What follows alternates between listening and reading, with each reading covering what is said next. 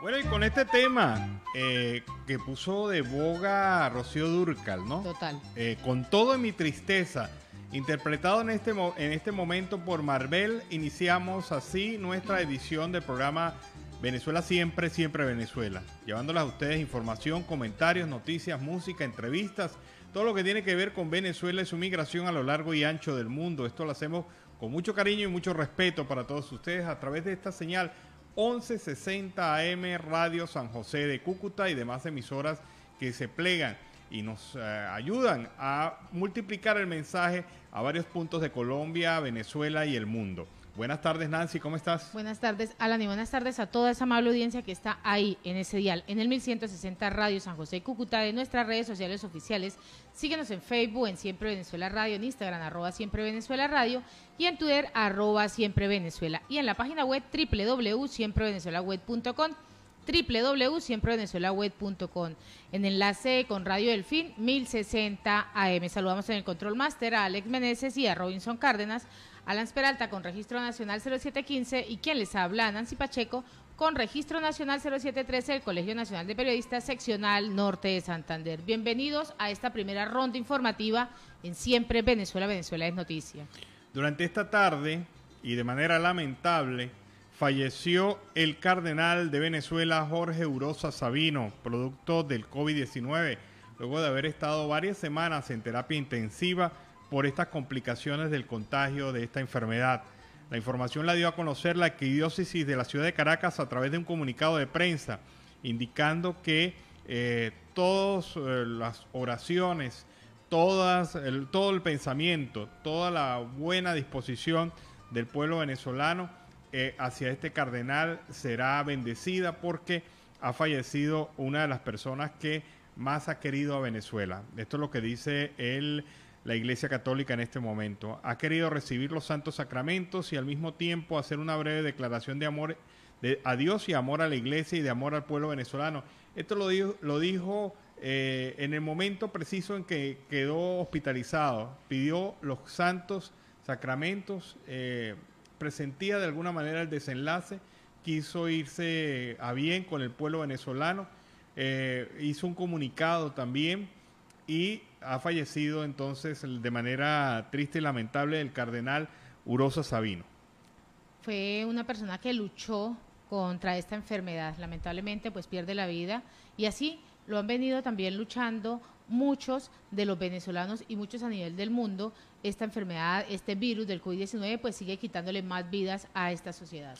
No, y hay una cosa que la Iglesia Católica venezolana ha tenido varias pérdidas destacables, obispos, sacerdotes, personas de bien dedicadas a la labor pastoral han perdido la vida por el COVID-19 y nuevamente insistimos, el COVID-19 no hace discriminación de religión, de política, de edad. Es una enfermedad bastante fuerte, bastante terrible. Al respecto... Y no va a parar, Alan, no va a parar el COVID-19 en esas semanas flexibles que el presidente Nicolás Maduro está diciendo que va desde el 1 de noviembre hasta el 31 de diciembre. No va a parar el COVID-19, van a ser más aumentos en estas cifras. No, y la estadística es clara.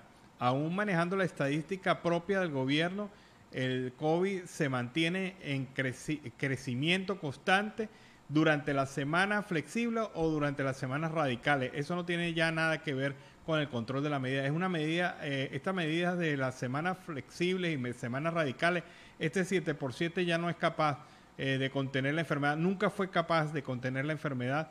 Lo único que para la enfermedad es un plan masivo de vacunación y el gobierno ha sido incapaz de implementarlo. Juan Guaidó, por su parte, ha señalado: lamentamos profundamente el fallecimiento del cardenal Jorge Urosa Sabino, quien durante más de 50 años de vida sacerdotal trabajó por la fe y los más necesitados. A sus familiares, amigos y a la Iglesia Católica le enviamos nuestro abrazo en este triste momento. Y fíjate qué cosas, el día de ayer el monseñor cumplió los 50 años de vida sacerdotal. Falleció a sus 72 años, ¿no? Sí, la verdad es que hay tristeza en Venezuela porque Urosa Sabino se había convertido en una voz de la Venezuela profunda, de aquella que sufre y clama por soluciones a los problemas fundamentales del país. Y hablando de COVID-19, el alcalde de San Cristóbal ha dado positivo para COVID-19. A través de su cuenta en Twitter, Gustavo Delgado, alcalde de la capital del estado Táchira, ha informado que arrojó positivo para COVID-19. Mi trabajo por San Cristóbal no se ha detenido aún en contra de esta terrible pandemia que azota al mundo. Pido humildemente una oración a Dios por mi salud para continuar esta lucha junto a ustedes para una mejor ciudad. Esto es lo que ha escrito en su cuenta en red de Twitter. Bueno, y Monseñor Líquer, Roberto Líquer, ha hecho también llegar su condolencia a la familia del Monseñor Jorge Urosa. Vivimos intensamente nuestra amistad, dice Líquer. Por eso me duele mucho su muerte. Hemos perdido un gran obispo y señor que ciertamente dio lo mejor de su vida en función de la iglesia venezolana y caraqueña. Y en Siempre Venezuela, Venezuela Siempre, vamos con el primer informe de nuestro corresponsal Carlos Uzcategui, El Miura.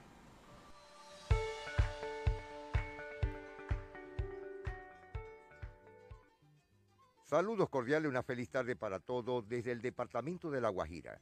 Carlos Uzcategui, El Miura, la voz del Caribe, para el programa Siempre Venezuela, Venezuela Siempre.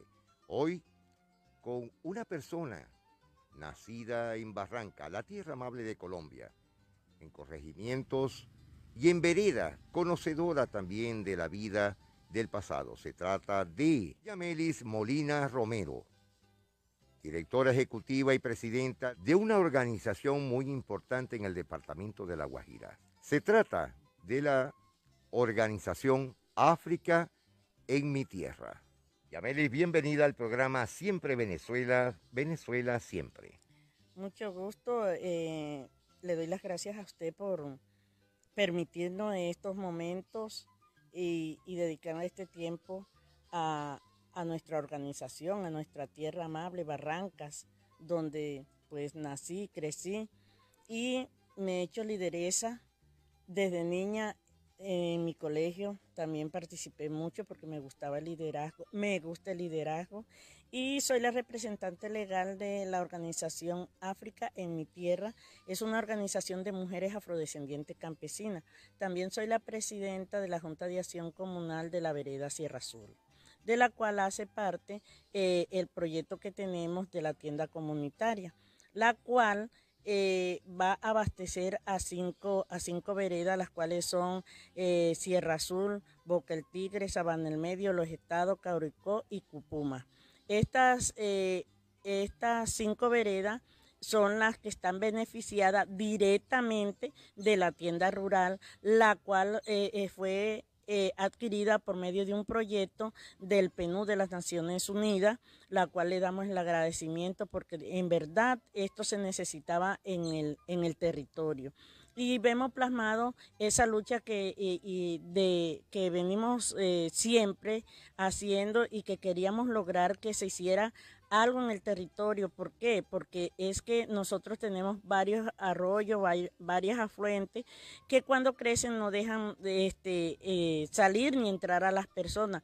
Y porque también me sucedió de tener el desabastecimiento cuando estamos en la finca y no poder salir al pueblo a buscar la comida, nuestros elementos de aseo y todo eso. Por eso está bien llegada ese proyecto de la tienda comunitaria de las Naciones Unidas, el PNUD.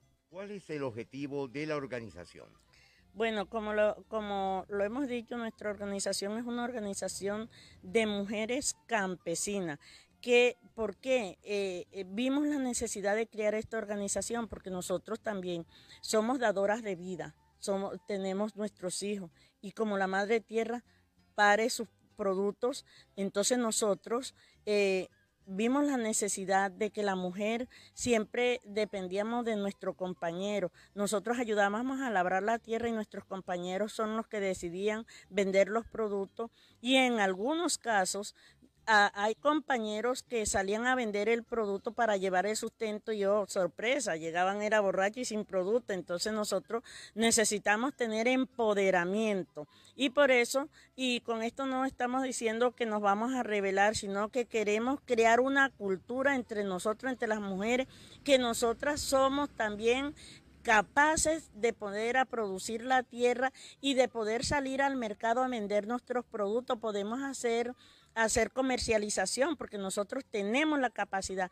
De hecho, por ser campesina no quiere decir que no sepamos letras, que no sepamos hacer negocios. Pero entonces, para eso, la finalidad de la organización es darle un mejor bienestar a esas comunidades, a esas mujeres, a nuestros hombres, porque también tenemos hombres en nuestra organización. Sabemos que no podemos, por eso, bueno, bíblicamente es una pareja, Dios hizo al hombre y a la mujer para que se apoyasen y por eso lo estamos haciendo. Nuestros ejes temáticos son la niñez, el adulto mayor y la mujer en todas sus condiciones. Yamili, ¿qué tipo de rubros agrícolas o cría de ganado, qué tienen ustedes en la zona? Nosotros somos, como les decía, una organización étnica y de hecho tenemos diversos cultivos. Tenemos policultivo y todo eso porque nuestra organización está dirigida, todas las mujeres y hombres que hacen parte de nuestra organización tienen su tierra donde trabajar. Y de hecho tenemos unos lineamientos de decir, todos vamos a sembrar de todo, pero para la tienda comunitaria vamos a tener una línea. De hecho, la línea nuestra que identifica a la organización es la siembra, cultivo y comercialización de la auyama. Tenemos un proyecto dado por el Ministerio de Agricultura y Ministerio del Interior, que ya va en camino, es la siembra de la auyama, la cual nos representa. Como le decía, la organización, sus mujeres, sus hombres, tienen unos lineamientos de que para la tienda, un ejemplo, María hace parte de la organización, María va a sembrar de todo, pero María a la tienda va a ser, la línea de ella va a ser el maíz, un ejemplo. ¿Para qué? Para que no todos sembremos maíz y se sature el comercio de maíz o el municipio, porque sabemos que de pronto el municipio no tiene la capacidad de recibir todo ese, pero también la tienda se hizo también con el fin de hacer un centro de acopio, o sea, todos los campesinos pueden llevar sus productos a la tienda, nosotros se los compramos, es un centro de acopio y lo comercializamos. Ahora, Carmen, siembra frijol, siembra de todo, pero para la tienda va a sembrar la línea del frijol. O sea, todos van a tener una línea estratégica de siembra para la tienda. También tenemos también el proyecto de la tienda trajo un componente que son las huertas rurales. Cada quien va a tener, son 13 familias favorecidas con este proyecto de las tiendas rurales, las cuales van a ser, esto se hizo también pensando en el bienestar de la comunidad, de su gente, de la organización. ¿Por qué? Porque ahí vamos a tener, vamos a bajar, digamos, el peso de la canasta familiar, porque si nosotros producimos ya no vamos a tener que comprar. Amelie, entre cámaras estábamos conversando cuando llegué a tu casa, en el caso de los migrantes venezolanos, retornados y desplazados en diferentes veredas y corregimientos. Dentro de tu familia también hay migrantes y retornados de Venezuela. Claro que sí los hay, porque de hecho sucedió, usted sabe que esta tierra era tierra donde las familias se peleaban y de hecho hubo un caso en la familia que por diferentes situaciones, unos hermanos tuvieron que irse pequeños para Venezuela, unos primos también, y de hecho duraron allá hasta la crisis. Hubo un primo de nosotros que se fue de 10 años y regresó a la edad de 62 años. Ya su abuela ya había muerto, o sea, nuestra abuela había muerto, pero se volvió a encontrar ese amor familiar.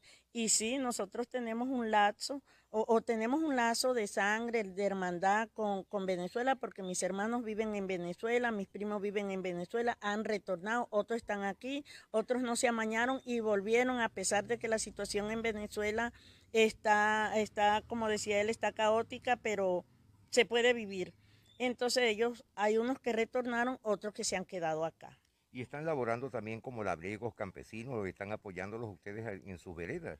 Bueno, sí, hay muchos que están trabajando en diferentes partes. Conmigo no hay trabajando ni en la organización tenemos emigrantes, pero porque no se ha dado el caso. Otras opciones es de que lastimosamente hay cosas que nosotros como seres humanos a veces somos tan receptivos que pasa algo grave, entonces no van a decir esa persona que es de tal lado, sino los colombianos son estos, los venezolanos son estos, no le den trabajo a un venezolano porque son estos, lo mismo sucede allá, no le den trabajos a un colombiano porque son estos, entonces, en fin, pero somos seres humanos y eso es entendible. Tú nos vas a dar una primicia nacional e internacional por primera vez en el departamento de La Guajira. Claro, no faltaba más, no, sin antes que nos despidamos, quiero hablar de la Fiesta Internacional del Plátano. ¿Para qué esta fiesta se hace? Porque como sabemos que en el municipio y el departamento de La Guajira solamente se visibiliza es la cultura guayú y tenemos que saber que hay otra cultura, hay una cultura afro, una cultura que es de muchos siglos que está arraigada en nuestro territorio, pero que no se hace visible. ¿Qué queremos con esto? La fiesta de plátano que sería en el mes de octubre, los días 29, 30 y 31, para conmemorar que nuestros ancestros vivían de esa planta que trajeron de Nueva Guinea, por eso se llama guineo, y el plátano en todas sus presentaciones es guineo, es plátano en todas sus variedades. Por eso le decimos a Colombia, al mundo, a los departamentos que nos estén viendo en estos momentos, que los invitamos a la fiesta del plátano. Son cinco departamentos de Colombia que tienen estas festividades internacionales, porque tenemos apoyos internacionales también que están visibilizando nuestra cultura en el país, en otros países del antiguo continente. Muchas gracias por darme esta oportunidad de hablar de nuestro territorio, de lo que hacemos nuestras mujeres, que el territorio de Barranca, el municipio de Barranca con sus veredas tiene las puertas abiertas para el que llegue y que quiera hacer crecer nuestro pueblo, crecer como campesinos organizados, como hacedores de tierra y de siembra. Muchas gracias. Gracias a ti, Yameli, y nos estamos despidiendo. Bueno, Alan, Nancy y a todo el equipo de producción de Siempre Venezuela, estamos invitados a la Feria Internacional, la Fiesta del Plátano en Barranca, la tierra amable de Colombia, por primera vez. Mil bendiciones, Carlos Ucategui, el Miura, la voz del Caribe, para el programa Siempre Venezuela, Venezuela Siempre.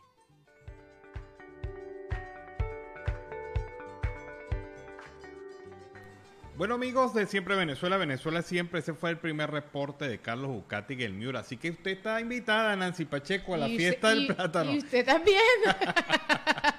Alex creo que dijo, bueno, ¿y a mí no me van a llevar? Bueno, hay que llevarlo también a la Feria del Plátano, a la fiesta del plátano. Así que, para que la disfrute. Y en Siempre Venezuela, Venezuela Siempre, vamos a una pausa comercial y musical. Ya regresamos. Bueno, y el tema es Se te nota, de Pipe Bueno y Jesse Uribe. Pero alguien me pregunta por acá por redes que si es que estamos de rocola, de rocoleros, porque arrancamos con temas de rocola. Bueno, a lo mejor. Ah, pero es que hoy es jueves, Claro, se permite la rocolita y otras cosas más también. Aquí en el programa Venezuela Siempre, Siempre Venezuela. Seguimos con más información y justicia y recuperación de activos, pues será el centro de la nueva ronda de estas negociaciones. La tercera ronda de negociaciones entre el gobierno de Nicolás Maduro y la oposición venezolana, que se va a desarrollar en México entre los días 24 y 27 de septiembre, pues se centrará en abordar el tema de la justicia y la recuperación de los activos venezolanos en el extranjero para la protección social. Con el primer punto, pues se busca que la justicia venezolana recupere su independencia, que sea independiente, soberana y pueda decidir sin interferencias políticas. El primer tema que se trató fue el acuerdo parcial de las negociaciones del Esequibo de la protección social. Mientras que en el segundo punto, pues se busca la reactivación de estos activos que posee el país en el extranjero y usarlos para atender la Mesa Nacional de Protección Social, uno de los acuerdos parciales logrados en la ronda anterior y que busca recuperar estos recursos. Entre los activos que se encuentran fuera del país y cuyo control se disputa entre el gobierno de Nicolás Maduro y el gobierno encargado de Juan Guaidó, figuran Citgo y Monómeros Venezuela, ambas filiales de PDVSA, así como más de 2.000 millones de dólares de oro depositados en el Banco de Inglaterra. Y a propósito de monómeros de Colombia, monómeros de Venezuela, el tema fue planteado en la Comisión de Contraloría de la Asamblea Nacional Legítima de Venezuela y la conclusión fue recomendar al presidente Juan Guaidó la designación de una nueva junta directiva en monómeros, atendiendo un poco a los requerimientos de las investigaciones que se han venido haciendo y formulando y las denuncias que se han formulado sobre la administración de esta empresa por parte de los actuales directivos. Así es que la solicitud quedó en la mesa del señor Juan Guaidó, del presidente interino de Venezuela, para que tome decisiones efectivas sobre este tema. Y el abogado Omar Estacio habla sobre la participación de Alex Saab en estos diálogos y dice que hay que esperar.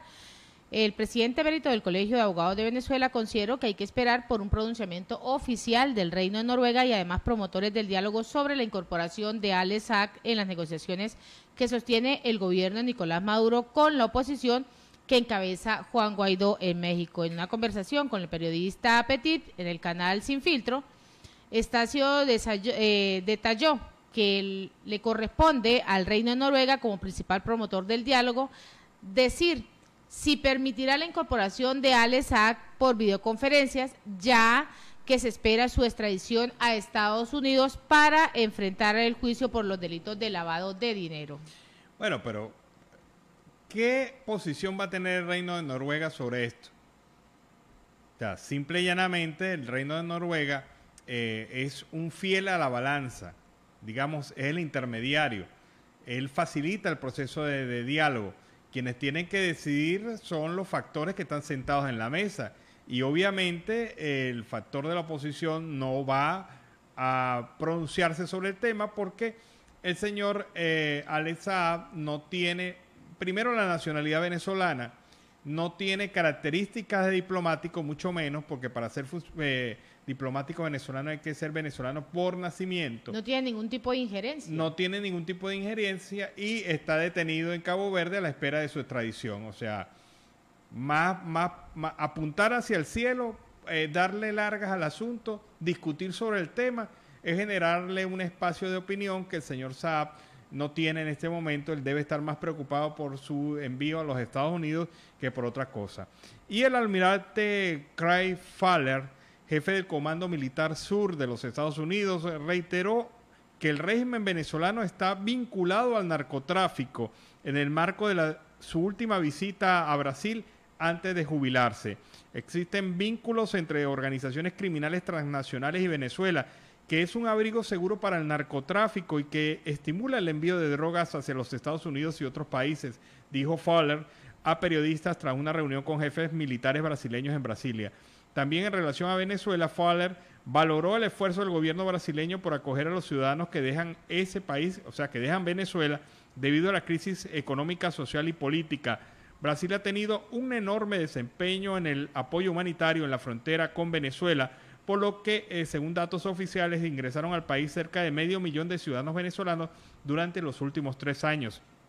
Fowler también señala la delicada situación económica y social del país. Muchos venezolanos se han visto obligados a dejar el país por persecuciones políticas. Lamentablemente para el pueblo de Venezuela, el gobierno ha seguido un camino ilegítimo con registro de violaciones de derechos humanos que están muy bien documentadas. Esto lo dijo el señor Craig Faller, el comandante de Militar Sur de los Estados Unidos.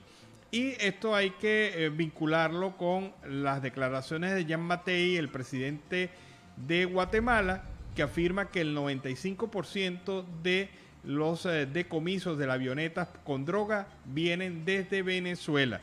Así que una cosa suma a la otra y si usted tiene los pelos negros, ¿de qué color es el toro?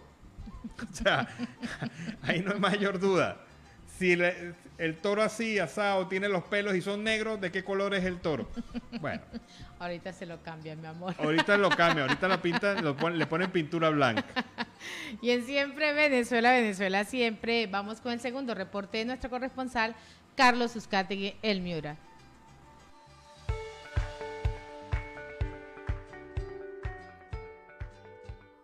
Saludos cordiales, una feliz tarde para todos desde Barranca, departamento de La Guajira, la tierra amable de Colombia. Carlos Uzcategui, El Miura, la voz del Caribe para el programa Siempre Venezuela, Venezuela siempre. Hoy vamos a versar temas de la historia afrodescendiente, de la Rochela, los cimarrones y por supuesto la historia de un pueblo muy castigado en el continente. Se trata de los afrodescendientes. Y hoy tenemos con nosotros a Yalenis Medina Sarmiento, que nos versará todo el tema que muchos no lo hablan. Bienvenida al programa Siempre Venezuela, Venezuela siempre. Muchas gracias. Mi nombre es Yalenis Medina, soy la presidenta de ASONESIPAT, que es Asociación de Negros Cimarrones Nativos Descendientes de Patilla. Pues es un honor para mí estar acá en este programa y hacer parte de esta investigación. La historia, ¿quién es Yamelis? Bueno, yo soy una trabajadora social nativa de Patilla y enamorada de mi historia y empoderada, una mujer afrodescendiente empoderada que quiere el bienestar y que quiere que se conozca la historia de nuestros pueblos. Los micrófonos son tuyos. Coméntanos sobre la historia que tú conoces, tanto oral como históricamente en Colombia. Muchas gracias.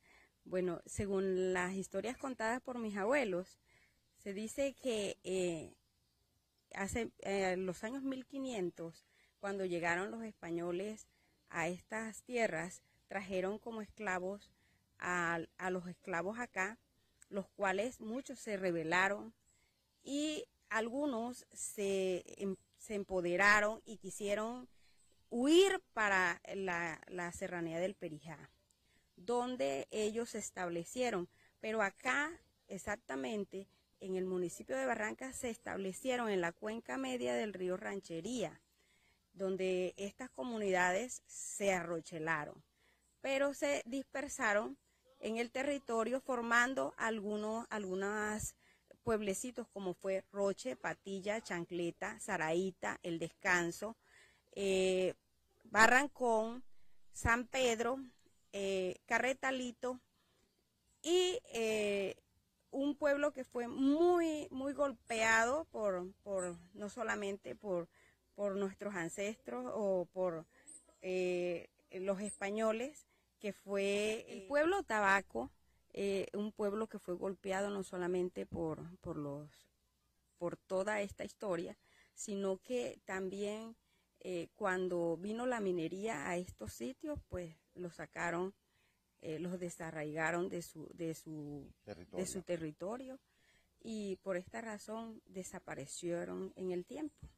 Hay muchos de estos pueblos que desaparecieron, pero que es bueno recordarlos y mostrar que hicieron parte de esta población tan olvidada. A pesar del tiempo y viendo de que se ha ido desvaneciendo nuestra historia africana, nuestras costumbres africanas se fueron extinguiendo por la razón de que no se consideraban con los mismos derechos los negros. Estos se fueron matizando o se fueron, la piel les fue cambiando, ya que los españoles abusaban de nuestras negras y comenzaron a salir colores como trigueños, canelas y morenos. Ya nadie quería ser negro porque no era considerado con los mismos derechos que la otra población. Y por esta razón nadie quería ser negro, o sea, los que salíamos más oscuros éramos los que teníamos menos derechos, y entonces por eso se establecieron este tipo de colores. Pero que en este tiempo queremos rescatar nuestras costumbres ancestrales, nuestra vida como africanos que somos, como afrodescendientes, porque es una deuda histórica que hay y que debemos rescatar nuestras costumbres y nuestros derechos. De las tribus que llegaron a Cartagena de India y a Maracaibo, porque tú conoces muy bien la historia, ¿de dónde provienen ustedes? Pues nosotros somos de La Rochela. Nosotros llegamos acá, según las historias de nuestros abuelos, dicen que unos llegamos por Venezuela, otros dicen que llegamos a Riohacha, y estos se establecieron, de los que huyeron, se establecieron acá en la serranía del Perijá, y que por eso se establecieron en el río Ranchería, en la cuenca media. ¿Qué etnia o de qué parte de África son ustedes? Nosotros somos joscos. Nuestra etnia es josca. Yo me considero siendo una mujer afrodescendiente, una negra josca, muy orgullosa de mi etnia, y por eso quiero rescatar nuestras costumbres y tradiciones. ¿Barranca es indígena o Barranca es afrodescendiente? Bueno, no quisiera ser atrevida, pero yo pienso que la mayoría acá en Barranca somos afrodescendientes. Y de verdad que hemos dejado de que la parte indígena tome más fuerza. Y de verdad, amo a mis hermanos guayú, de verdad los respeto, los quiero, pero habemos dos etnias y hay que mostrar las dos etnias, no solamente una sola. Versar la historia. Sí, señor. Aún quedan en algunos vestigios, casas, cambuches, recuerdos de hace tantos siglos. Pues sí, hay algunos, en algunos territorios sí, pero lamentablemente la minería despojó a la mayoría de los pueblos ancestrales afro, inclusive al más grande, que era Roche, porque Roche fue uno de los primeros, de ahí se descendieron los demás, y estos fueron reasentados por la minería. Y cuéntame, ¿todavía existe vestigios de la época colonial, de la época de la esclavitud, de la época negroide, afrodescendiente, en la gastronomía y costumbres y juegos? Pues todavía existen. En Roche es un pueblo que todavía todavía tiene arraigos, y todavía se dan juegos y todo eso. Lamentablemente ahora con el traslado. Yameli, ¿qué es el comadreo? Pues esa era una práctica ancestral que se daba en nuestras comunidades. Lamentablemente yo era nativa no residente, pero en los pueblos de Patilla, Roche, Chancleta, se llamaba el comadreo a esa práctica de cuando iban a lavar o cuando se iba a cortar leña, a buscar, porque nosotros teníamos como tradición de pronto los jueves santos ir a agarrar cotorras, que son los animalitos, y esto se daba, ese era en los momentos de los comadreos, cuando se iba al río y todo eso. Esas son prácticas ancestrales. Cuando se pilaba, se hacían concursos entre ellas de pilar el maíz en las mañanas entre los vecinos, y todo eso me lo cuenta mi mamá y me lo contaba mi abuela, de todas esas prácticas ancestrales que se han perdido con el tiempo. ¿Qué práctica actualmente en algunos corregimientos o veredas sigue cumpliéndose?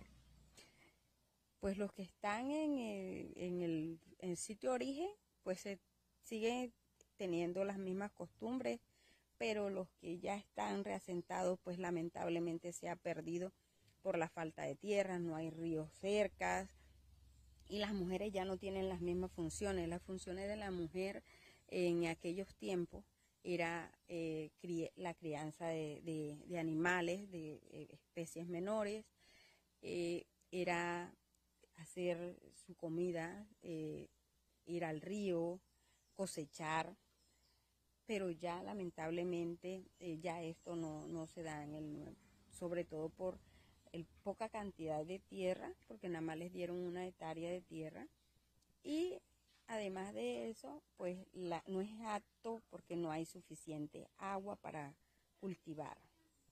Entonces, por eso se ha perdido en gran medida eso. Nosotros hicimos una investigación con el CINET de la pérdida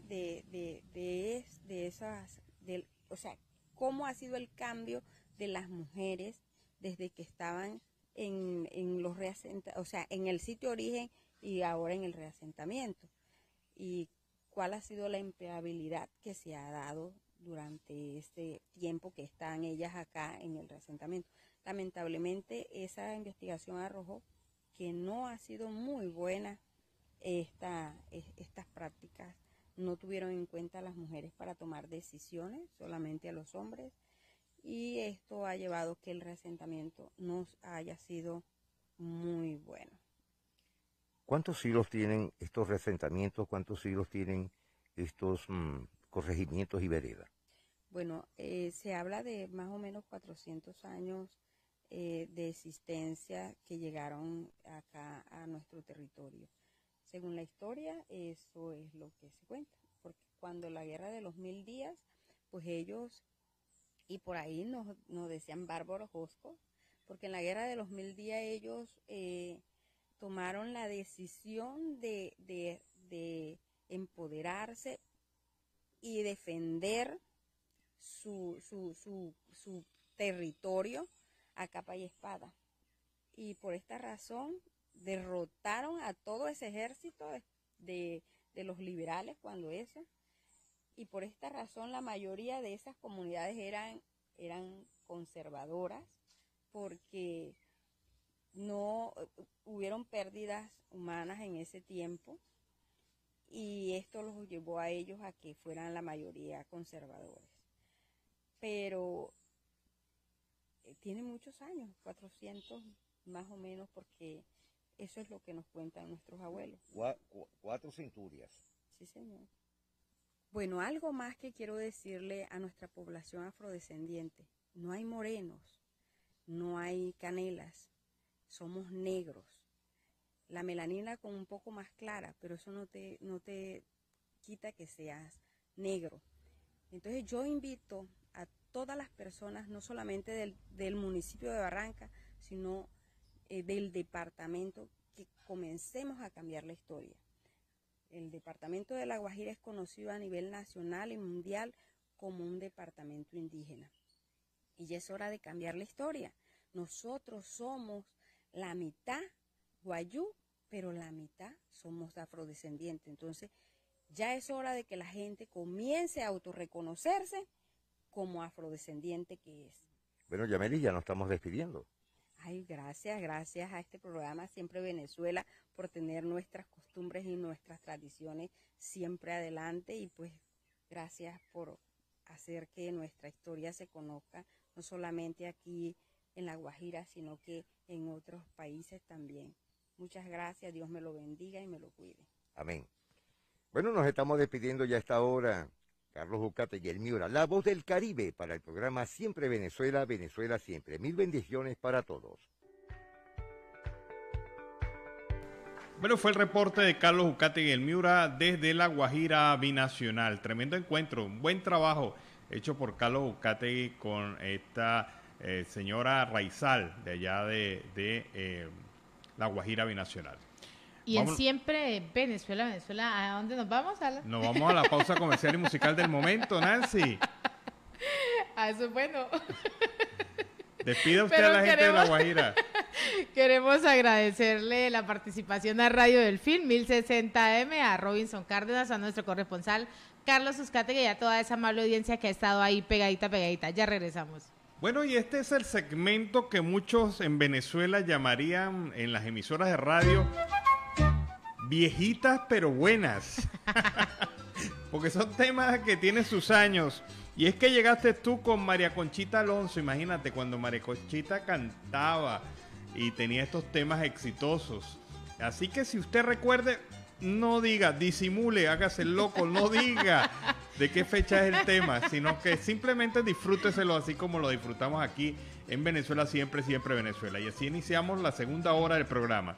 Seguimos en Siempre Venezuela. Venezuela es noticia a través de este dial, el 1160 Radio San José de Cúcuta, de nuestras redes sociales oficiales en Facebook, Instagram, Twitter, en la página web www.siemprevenezuelaweb.com, y en esta segunda hora se incorpora La Voz del Río Arauca 1110 AM, La Voz de la Gran Colombia 1400 AM y Aruba Estéreo 91.5 FM.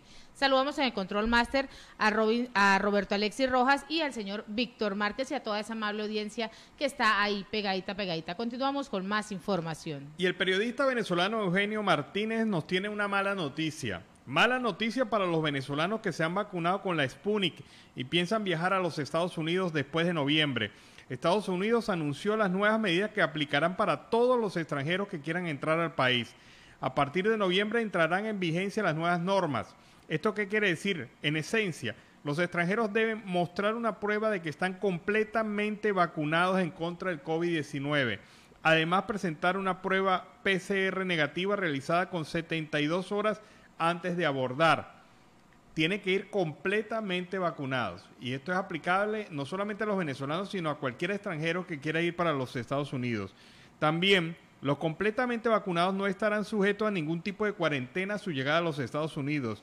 ¿Qué vacunas son válidas para entrar a Estados Unidos a partir de noviembre? Las que han autorizado para implementarse en Estados Unidos y las que figuran en la lista de la Organización Mundial de la Salud. Lista de vacunas que sirven para entrar a Estados Unidos: Pfizer, Johnson & Johnson, Moderna, Sinopharm, Sinovac, Coronavac. Vacunas que hasta el 23 de noviembre no sirven, de septiembre, no sirven para entrar a los Estados Unidos: Sputnik 5, Novavax y las candidatas cubanas Abdala y Soberana. Me faltó incluir en la lista, dice Eugenio Martínez, las vacunas admitidas para entrar a Estados Unidos, la Oxford AstraZeneca. Así que mire, si usted se vacunó con Sputnik, piensa viajar a los Estados Unidos, no va a poder hacerlo. Si usted se vacunó con Abdala y la otra Soberana, que son candidatas a vacuna, que no todavía tienen la aprobación, tampoco. Usted tampoco está ahí en esa lista. Y Novavax, no la conozco, de verdad no conozco de qué país es esta vacuna, pero en todo caso tampoco se va a permitir acceso a Estados Unidos con esta. Tiene que ir completamente vacunado y además tiene que tener prueba PCR 72 horas antes de viajar a los Estados Unidos. Y en otro orden noticioso, Nicolás Maduro dijo que hay que parir para que la misión Barrio Adentro funcione. Pues este es el pronunciamiento en la tarde de hoy sobre el cierre o fallas de las instalaciones de la misión Barrio Adentro. En consecuencia, pues ha insistido en que hay que parir para que funcionen los ambulatorios públicos. Durante una reunión con el Gabinete de Misiones, Maduro subrayó que todos los centros de salud deben estar abiertos y en este sentido instó a que las autoridades deben tomar las medidas para garantizar el servicio para todos los ciudadanos. Todos los ambulatorios deben estar abiertos con un médico de familia, con su enfermera, parir para que la misión Barrio Adentro al 100% funcione al pelo. Esto es lo que ha venido agregando Nicolás Maduro en la tarde de hoy. Pues va a tocar que parir porque no hay recursos, señor Nicolás Maduro. Y venías hablando del tema de Claro, Barrio Adentro. Al mediodía hablamos de ello. O sea, no hay recursos. Los Barrio Adentro están por el suelo. Para usted recuperar la infraestructura de Barrio Adentro, tiene que invertir una muy buena cantidad de dinero y al parecer eso no son las prioridades de ustedes. La prioridad de ustedes es construirle un monumento de 10 metros a Diego Armando Maradona. Esa es la prioridad para ustedes. La prioridad para ustedes es invertir una buena cantidad de millones de dólares en el pago de la defensa de Alex Saab. La prioridad para ustedes es cualquier otra prioridad menos que tengan que ver con salud, educación, atención a la niñez, a la tercera edad, recuperación económica, etcétera. Así que va a tener que parir y muy duro, señor Nicolás Maduro. Esto no es ninguna operación sencilla lo que usted está proponiendo hoy. De verdad que y es que déjeme decirle que duele No, y para que lo haga en ese término, duele muchísimo porque le va a tocar sacar muchísimo dinero. Claro, y va a tener que recurrir a, no sé, a métodos chamánicos, alguna cosa de esa para que la paridera sea mejor. Pero aquí no se trata de parir, aquí se trata de un gobierno de eficiencia que usted no representa. Aquí se trata de un gobierno de calidad, de transparencia y de humanidad, de sentido de humanidad, cosas que no están presentes en el léxico chavista. Y siguen los pronunciamientos por el fallecimiento del cardenal Jorge Urosa Sabino, y en esta tarde lo hace el presidente de facto Nicolás Maduro, quien envía esos saludos, pésames a todos los familiares y seres queridos del arzobispo emérito en Caracas. Maduro se pronunció en su cuenta en Twitter, en el que envió fuerza a todos los venezolanos católicos. En consecuencia, manifestó que elevará sus plegarias para que Urosa Sabino llegue al descanso eterno. Expreso mi mensaje de aliento al pueblo católico ante la sensible partida del fiscal cardenal Urosa, obispo emérito de Caracas. Elevamos nuestras oraciones al pueblo Jesucristo para que le conceda el descanso eterno. Fortaleza a sus familiares, amigos y allegados. Este es el mensaje que ha dado Nicolás Maduro. Al que persiguieron a Monseñor Urosa, al que le llenaron una vez en una misa del Nazareno, le llegaron colectivos chavistas, a quien hostigaron de la manera y trataron de la manera más grosera posible. Bueno, a ese mismo es el que se refiere Nicolás Maduro. Y tenemos una información también bastante importante, Nancy. Tenemos un audio de Rocío San Miguel, la coordinadora del Control Ciudadano, quien nos hace referencia al tema del Código Orgánico de Justicia Militar. El día de ayer se pudo conocer finalmente el texto de la reforma al Código Orgánico de Justicia Militar, aprobado por la Asamblea Nacional de manera exprés y de espalda de los venezolanos. La reforma al Código Orgánico de Justicia Militar, una vez leído el texto finalmente por aparecer en Gaceta Oficial de manera tardía, es un simple maquillaje que no aborda los graves problemas de fondo de este texto legal que vienen arrastrándose desde hace más de un siglo en Venezuela. La reforma del Código Orgánico de Justicia Militar ha dado como resultado un contenido tan pobre como inútil, con la que el Estado venezolano pretende lavarse la cara ante la vigilancia internacional por violaciones a derechos humanos que ha venido cometiendo en el marco de la aplicación de la justicia militar. Nos vienen a decir ahora que el logro de esta reforma es que ya los civiles no serán juzgados por tribunales militares. Debe advertirse que esto ya estaba garantizado en la Constitución de 1999. Por el contrario, la reforma no incorpora la prohibición expresa para la justicia militar de investigar y juzgar violaciones a los derechos humanos cometidas por militares, las cuales deben ser investigadas y juzgadas obligatoriamente y de acuerdo a la Constitución por la jurisdicción penal ordinaria. Lamentablemente, las violaciones a derechos humanos cometidas por efectivos de la Fuerza Armada Nacional continuarán siendo juzgadas por tribunales militares sin la calificación correspondiente, como ha venido ocurriendo.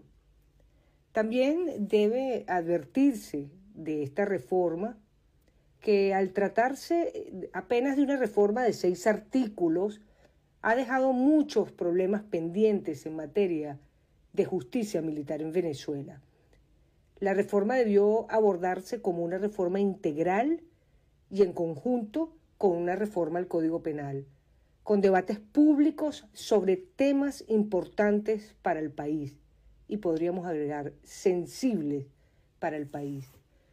En materia, por ejemplo, de derecho internacional humanitario, queda pendiente dejar de comprender los crímenes de guerra como delitos de función militar. Los legisladores parecen desconocer que los civiles también pueden cometer crímenes de guerra, los cuales también deben ser conocidos por tribunales ordinarios para el caso de civiles. Eso solo puede resolverse con una reforma integral de ambos códigos, del Código Orgánico de Justicia Militar y del Código Penal. Hay muchos problemas que tienen que señalarse. El apuro sin duda ha dejado normas que no fueron reformadas y en las que continúa señalándose la aplicación de la justicia militar a civiles. Esto tiene que decirse, es una vergüenza que dice mucho de la calidad legislativa de un tema fundamental para los derechos humanos. Por ejemplo, leemos en la reforma cosas como esta: los consejos de guerra seguirán conociendo de todas las causas que se sigan a civiles sometidos a la jurisdicción. Eso aparece en el Código Reformado, artículo 43. También conocerán los consejos de guerra de los delitos cometidos por civiles en el exterior. Eso lo dice la reforma en el artículo 46. También dice que la jurisdicción penal militar comprende las infracciones cometidas por civiles. Eso lo dice el artículo 123, numeral 2 del nuevo Código Orgánico de Justicia Militar. Otros aspectos que deben señalarse, porque es que son muchos que están pendientes y que no se abordaron, es que la justicia militar no debe aplicarse a militares retirados, solo a militares activos. Este es un principio que no ha sido incorporado en la reforma del Código Orgánico de Justicia Militar que se ha presentado al país. Por ejemplo, de haberse respetado este principio, el capitán de corbeta en reserva activa, Rafael Acosta Arévalo, quizá hoy estaría con vida. La aplicación de la justicia militar solo debería aplicarse en tiempo de conflicto armado. Eso es lo que convocan las reformas más actualizadas de la justicia militar en el mundo occidental. Y para el caso de pervivir la justicia militar en tiempos de paz, quedan aspectos en esta reforma muy confusos sobre las competencias material y personal de los tribunales militares en Venezuela.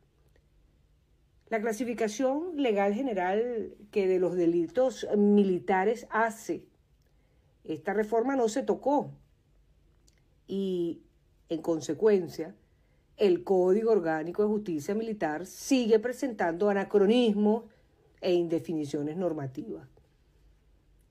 Esto es un problema que se arrastra desde 1998 por no haberse hecho una solución de compatibilidad entre los textos que positivizan los delitos a ser juzgados tanto por la jurisdicción ordinaria como los que deben ser juzgados por la jurisdicción militar.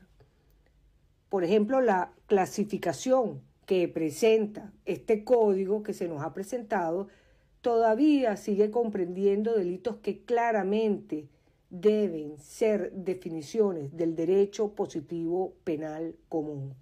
Un ejemplo de estas clasificaciones quedan comprendidas en las secciones sobre delitos contra la integridad, independencia y libertad de la nación, delitos contra el derecho internacional, ultrajes al centinela, a la bandera y las Fuerzas Armadas, delitos contra las personas y las propiedades y los delitos contra la administración de la justicia militar, que siguen presentes con problemas en esta reforma al Código Orgánico de Justicia Militar que ha sido presentada al país. También la clasificación de las penas accesorias no se reformaron y continúan presentando un margen de discrecionalidad muy amplio de aplicación por parte del juez militar. El Código Orgánico de Justicia Militar no encuentra definida, como en los últimos, desde la última reforma del 98 y a todo lo largo del siglo XX, no encuentra definidos taxativamente los delitos que acarrean penas accesorias. Entonces, pueden traerse arbitrariamente o accidentalmente como adherentes a la principal de manera discrecional, y esto abarca una amplísima gama de opciones. Es decir, cuando se sentencia a un efectivo militar, a discreción se le puede agregar la degradación, la anulación de clase, la expulsión de la Fuerza Armada Nacional, la separación del servicio activo, la interdicción civil, la inhabilitación política, el confinamiento. Cosas, por cierto, que hemos visto y que han aumentado en la práctica a discreción del presidente de la República. Esta situación deslegitima la justicia y vulnera el principio de la legalidad. La reforma al Código Orgánico de Justicia Militar Tampoco abordó los problemas de falta de imparcialidad e independencia de la justicia militar en Venezuela, que tenía ya presente el Código Orgánico. Todavía esta reforma permite la intervención del Ejecutivo Nacional y los jueces y fiscales militares continúan guiados por los principios de obediencia, de disciplina y de subordinación propios del mundo castrense. Nadie se cree en Venezuela que la justicia militar es independiente y es autónoma. Así lo señalan las últimas remociones de jueces militares e incluso las detenciones que han ocurrido recientemente a jueces militares en Venezuela. En nuestro país, el presidente de la República, y así lo contempla esta reforma aún del Código Orgánico de Justicia Militar, tiene atribuciones para ordenar enjuiciar a oficiales generales y oficiales almirantes, ordenar no se abran juicios militares, ordenar sobrecimientos en juicios militares, conceder indultos. Es decir, es presidente, comandante en jefe de la Fuerza Armada Nacional y la cúspide en la concepción de este Código Orgánico de Justicia Militar, una suerte de poder judicial. Estas atribuciones tienen que señalarse que comportan graves interferencias en el cumplimiento de los principios del debido proceso, de la independencia del Poder Judicial, de las garantías judiciales y concepto de juez natural. Debe decirse que esto continúa vigente, a pesar de esta reforma al Código Orgánico de Justicia Militar, que se ha hecho de espaldas al país y de la propia Fuerza Armada Nacional. También el presidente de la República es señalado, porque es que no se reformó, es señalado en el artículo 54 como funcionario de justicia militar, concurriendo en consecuencia a la dualidad de ejercer en simultáneo una sola persona las funciones de máxima autoridad del Ejecutivo Nacional, como acabamos de decir, con las del ejercicio de las funciones de justicia militar que tiene atribuida. Tiene que advertirse que sin abordarse una profunda reforma al Código Orgánico de Justicia Militar, esta continuará constituyendo en Venezuela, además, un brazo más del sistema de mando y disciplina militar en numerosos casos y no un sistema de aplicación de preceptos judiciales. El aumento de procesados militares en los últimos años da cuenta incluso de aberraciones como las de privados de libertad por faltas, sino por delitos, incluso en los centros de reclusión militar. Faltas que en muchos casos podían haberse resuelto a través de arrestos disciplinarios, pero son una forma perversa de castigo que en muchos casos tienen una razón política. En definitiva, debe decirse de manera muy sencilla que esta reforma es una burla para el país y la propia Fuerza Armada Nacional. Sin embargo, aún hay tiempo de rectificar. La reforma del Código Orgánico de Justicia Militar puede derogarse, como por ejemplo cuando Chávez derogó la ley Sapo en el 2008, a 16 días de haberla aprobado, y procurar, si esto se deroga, constituir un comité de expertos que aborde una reforma integral al Código Orgánico de Justicia Militar y al Código Penal, en apoyo a la labor legislativa de la Asamblea Nacional, de cara al país, para aprobar un código moderno, adaptado al respeto a los derechos humanos y principios básicos de lo que debe comprender la justicia militar. Es Rocío San Miguel para Control Ciudadano. Bueno, es un análisis completo de este proceso de reforma del Código de Justicia Militar en Venezuela. Un código que, como lo dice Rocío San Miguel, se cambió para no cambiar nada. Porque ¿cómo es posible que la principal oferta que hacen de no juzgar a civiles en jurisdicción militar se contradice con varios artículos que están todavía vigentes dentro de la ley? Así que mucho palabrerío, pero poca efectividad esta modificación del Código de Justicia Militar. Y en Siempre Venezuela, Venezuela Siempre, vamos a una pausa comercial y musical, ya regresamos. Bueno, este tema tan sabroso, Barlovento con Trina Medina y el grupo Querubé, Se lo disfrutó completito, ¿no? Ah, bueno, pero es que esa es la sangre llama sangre. Y allá en la costa venezolana los ritmos de Barlovento son contagiosos, así como los ritmos de la costa pacífica colombiana. También. Entonces, bueno, se asemejan en muchas cosas.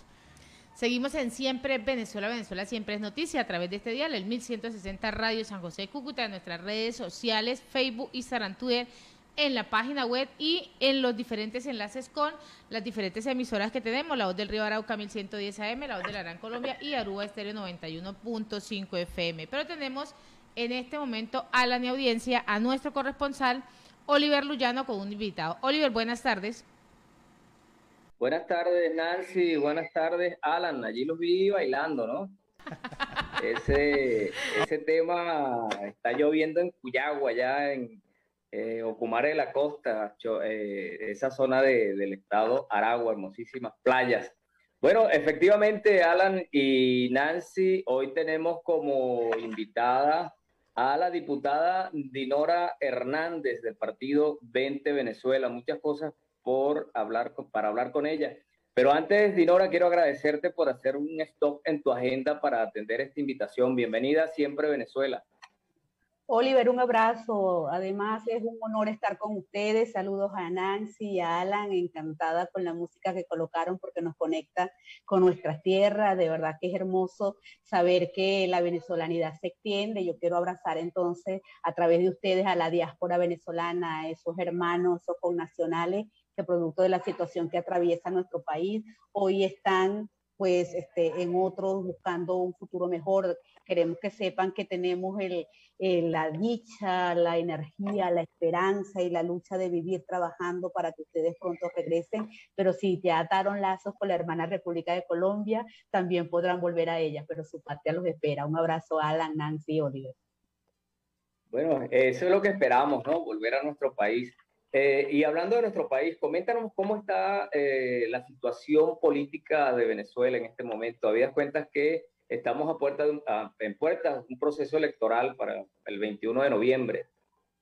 Bueno, fíjate que la pregunta de pronto que tú hilas muy bien y que la engrana en una muy sencillita es muy compleja de responder. Primero porque pues Venezuela es un país que vive, y no me cansaré de decir, entre el dolor y la alegría, el dolor de haber tenido que despedir a nuestros paisanos, a nuestros connacionales por las trochas, algunos con mejor suerte por los aeropuertos, pero otros también por el cementerio. Yo le estoy hablando, querido amigo, y es muy importante porque debemos saber el contexto y la realidad de lo que pasa. Les estoy hablando de la Venezuela que tiene 96% de pobreza de ingresos, la Venezuela que no tiene para comer y que cuando ya superó la escasez, ahora es que no le alcanzan los reales, la Venezuela que vive en una pobreza multidimensional del 64 y tanto por ciento, y esa pobreza multidimensional es que está afectada en los servicios de agua, luz, gas, aseo, salud, alimentación. Entonces, si la gente come, no compra los remedios, si compra los remedios no come, si va para clase no se compra el uniforme, si compra el uniforme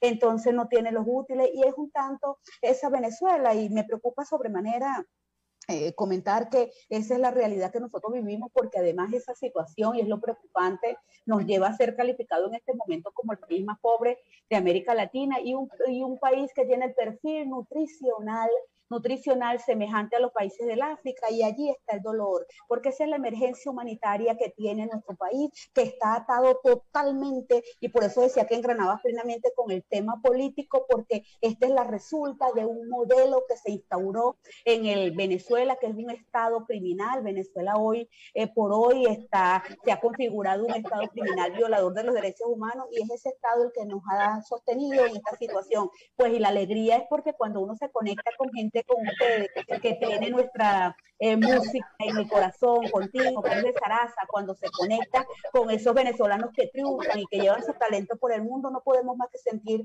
orgullo. El venezolano está en una emergencia humanitaria compleja, esa situación no ha cambiado, y en ese contexto un grupo de personas plantean que la salida es electoral. Ahora, esta salida electoral, este proceso electoral, ¿de qué manera va a contribuir a solucionar los problemas que vive la gente en Venezuela y que vivimos la diáspora en el mundo? Formulas tu pregunta, Oliver, en positivo, pero yo tengo que decirte que la verdad es que la pregunta, y perdóname porque yo no estoy para entrevistarte, sino para ser entrevistada, la pregunta tiene que ser formulada al revés. ¿De qué manera no va a contribuir, Oliver? No va a contribuir en nada, porque unas pseudoelecciones, que ya vamos a explicar que no son elecciones, no va a poner comida en la mesa de los venezolanos, no va a detener el flujo migratorio, que ya para diciembre son 6 millones de venezolanos los que han salido, no va a poner medicina, salud en los hospitales, no va a arreglar totalmente o absolutamente nada. De manera entonces, ¿por qué se hacen y por qué algunos van? Las elecciones, Oliver y amigos que me escuchan, en totalitarismos, en sistemas dictatoriales, también son un mecanismo de legitimación. No hay sino que revisar la historia, y no la historia pasada, Oliver, sino la muy reciente, cuando el señor Hugo Chávez intentó acceder al poder de Venezuela a través de 2 golpes de Estado.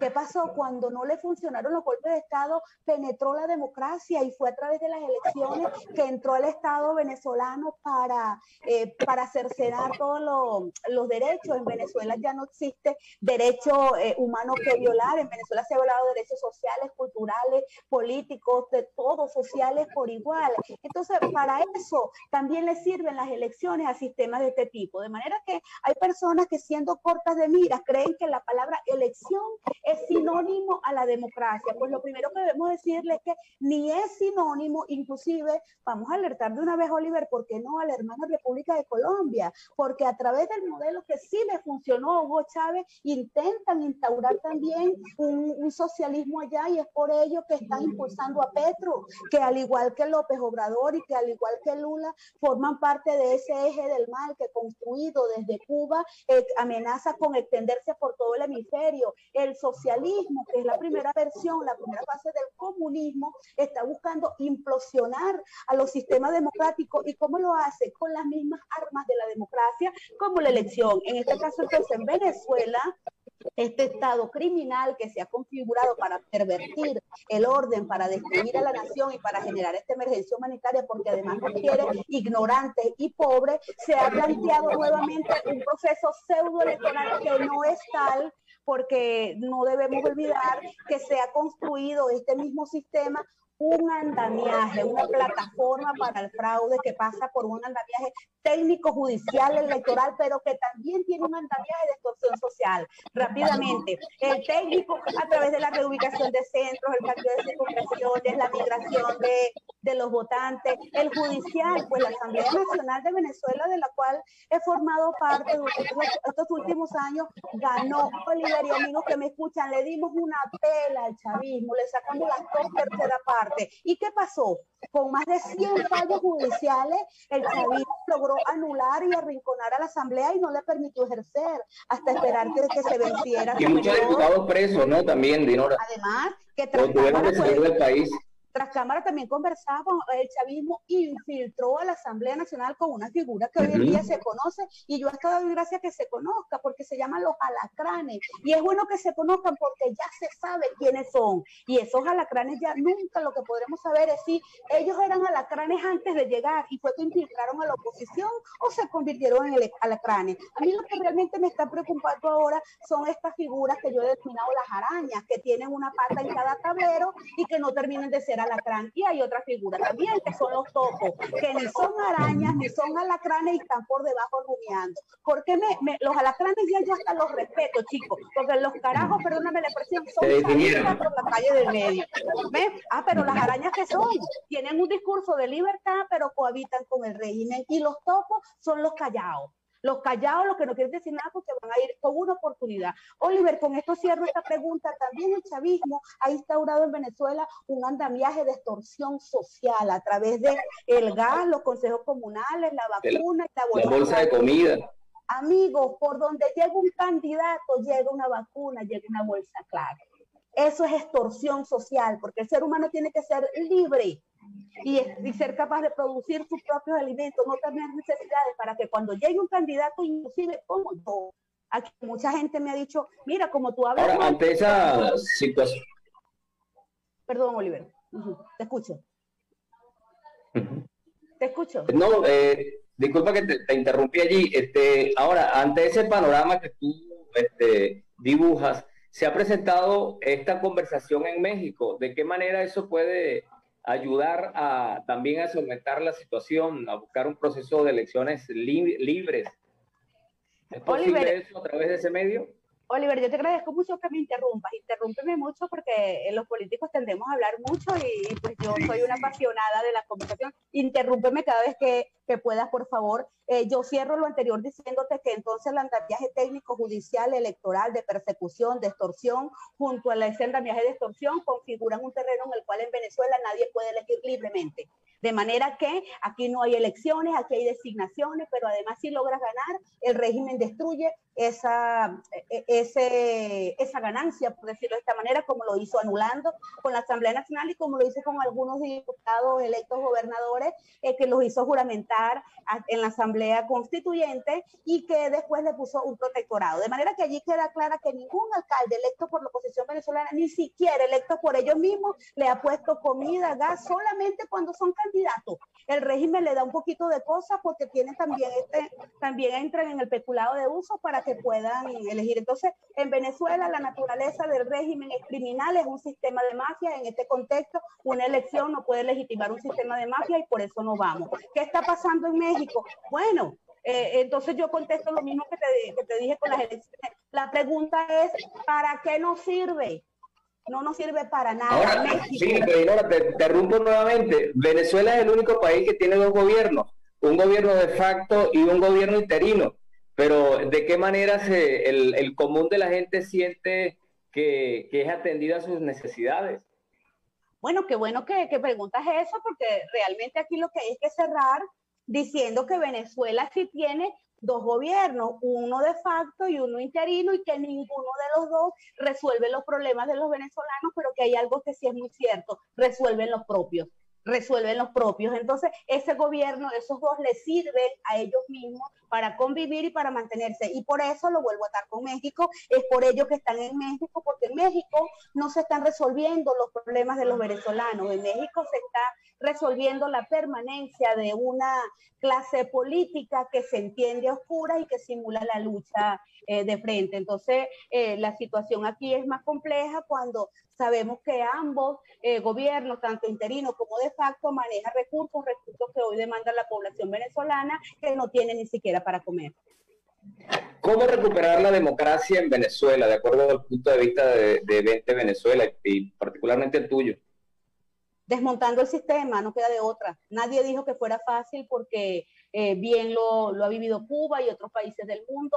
Nosotros hemos llegado acá por la convivencia de muchos sectores que no reconocieron la naturaleza criminal del régimen. Vente Venezuela fue muy claro y dijo que no se trataba de adversarios políticos, sino de criminales repartiendo cuotas de poder, de manera que en las elecciones del 21 de noviembre lo que va a haber es la elección del capo del año, con sus pequeños capitos, porque hay capos de capos, y sin lugar a dudas, la única forma que es dura, que es difícil, es a través de la organización de las tres fuerzas, que es la fuerza ciudadana, es el ciudadano demandando, exigiendo, no cohabitando, parándose firme, hablándole duro a sus dirigentes, porque los dirigentes políticos no estamos para formar comité de aplausos ni para tomarnos fotos juntos para que diga que andamos unidos, cuando todos sabemos que allí sencillamente hay un enfrentamiento entre los que quieren convivir y entre los que hemos decidido que nuestra lucha es por la libertad. La segunda fuerza, sin lugar a dudas, es la fuerza institucional. Lamentablemente se ha perdido con la Asamblea Nacional, que fue esa fuerza que ganamos en algún momento. Sin embargo, esa fue la razón de la prórroga, y lamento que tampoco en la prórroga la Asamblea Nacional haya levantado las banderas de la libertad, sino que contrario a ello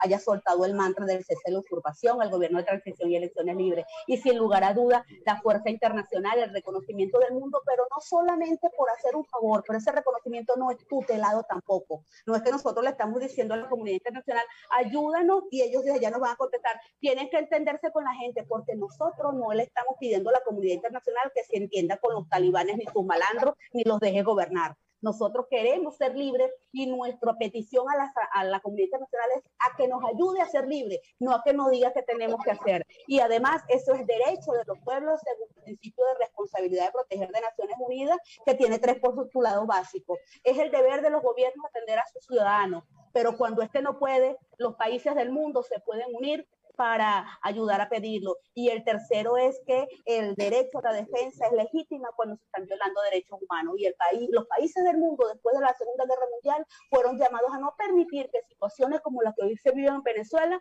se sigan viviendo. De manera que yo a la comunidad internacional no solo le agradezco y le solicito, sino que también le exijo que haga efectivo el principio de responsabilidad de proteger, porque si no, entonces habrá también que revisar los principios de Naciones Unidas, que en este momento no garantizan libertad a los pueblos, sino que se entienden como violadores de derechos humanos. Bueno, Dinora, quiero agradecerte por conversar con nosotros a esta hora. Nancy, Alan, desde acá, desde esta zona de frontera, conversó para ustedes el amigo de todos, Oliver Luyano, guariqueño y de Zaraza. Adelante. Muy contundente, Dinora. Muchas gracias, Oliver. De verdad que es bueno oír estas visiones porque nos amplía un poco la reflexión sobre lo que es Venezuela, ese país que amamos tanto nosotros los venezolanos. Y así, con esta entrevista, hemos llegado al final de una emisión más de Siempre Venezuela. Venezuela siempre es noticia a través de este dial, el 1160 Radio San José de Cúcuta, de nuestras redes sociales oficiales en Facebook, Instagram, Twitter, en nuestras emisoras aliadas, La Voz de la Gran Colombia, La Voz del Río Arauca, Aruba Estéreo. Agradecer en el Control Master a Alex Meneses, a Roberto Alexis Rojas, al señor Víctor Márquez, Alan Peralta con Registro Nacional 0715 y quien les habló, Nancy Pacheco, con Registro Nacional 0713 del Colegio Nacional de Periodistas Seccional Norte de Santander. Hasta mañana. Hasta mañana, cuídense.